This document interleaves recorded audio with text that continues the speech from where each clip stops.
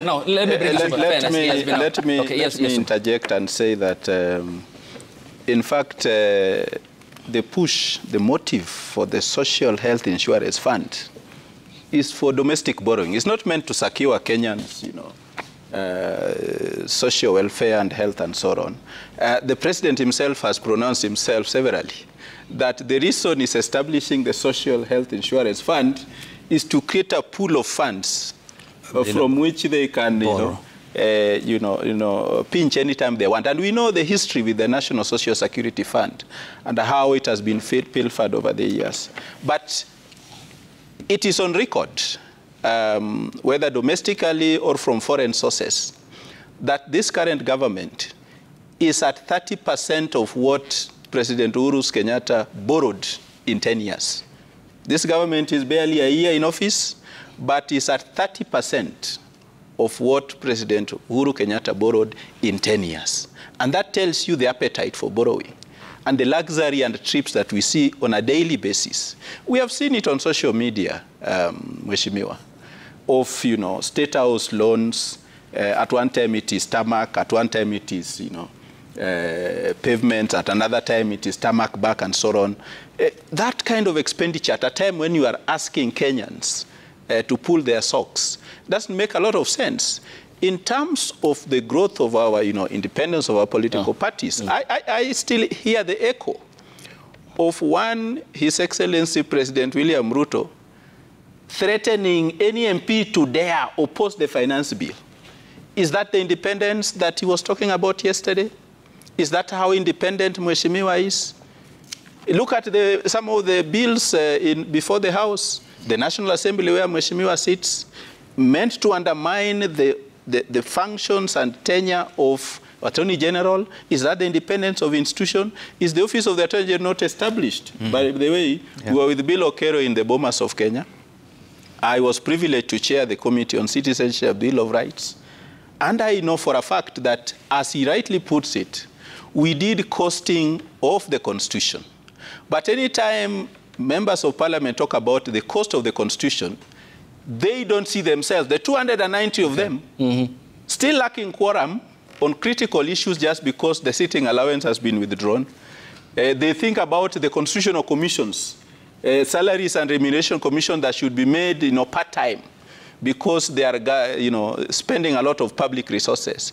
I want to urge the Mheshimiwa here because, unlike Bill Okero, who is no longer a member of Parliament, some of the motions, the motions that Mheshimiwa has, fronted are completely, in my view, irrelevant to the people of Kenya. The motion that he ought to table is one that will ensure that the Kenya National Commission on Human Rights, the Salaries and Remuneration Commission, because the motive of establishing the Salaries and Remuneration Commission was to make sure that nobody sits in the decision-making about what they'll pay themselves. And that's what Parliament is deriving at. Okay. One of the reasons why our Parliament is not effective, and this, of course, is common knowledge, is when we allowed core principles in the Kenya Kwanza coalition to become speakers of both the National Assembly and the Senate. And we hear the public outcry, particularly from the Senate level.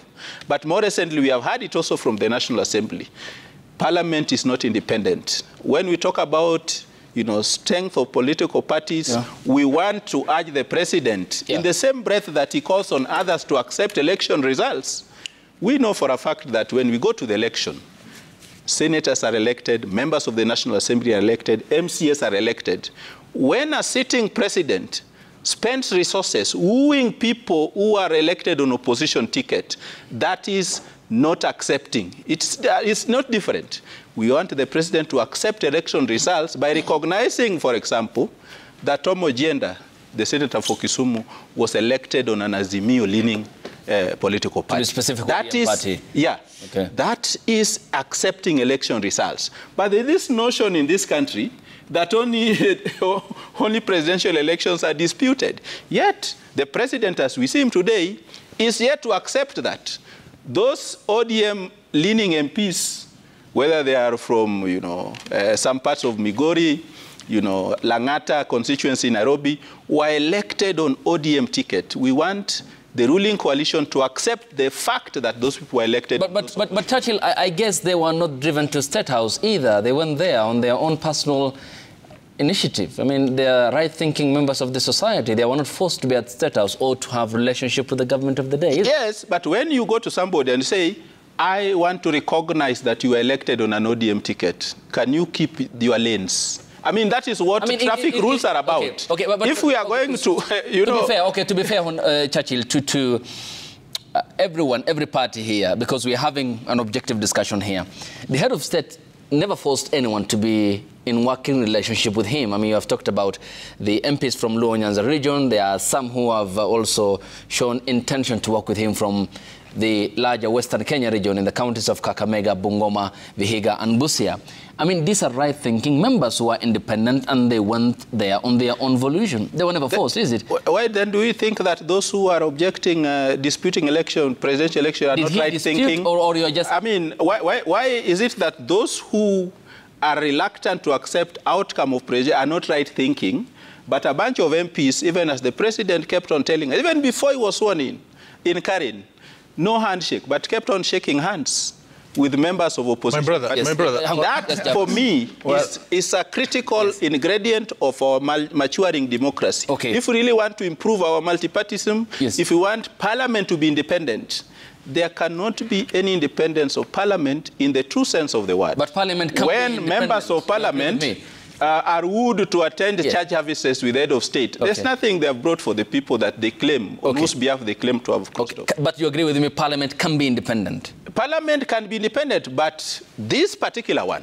is the most disastrous. Unfortunately, Mheshimiwa sits in it, but I think it is the worst in the history of this country. Thank you. That has, lent itself to abuse by the executive. Thank you. Yes, Javas. Well, I do not agree with my brother Churchill, Suba, on throwing the wet blanket of dismissal on the policies and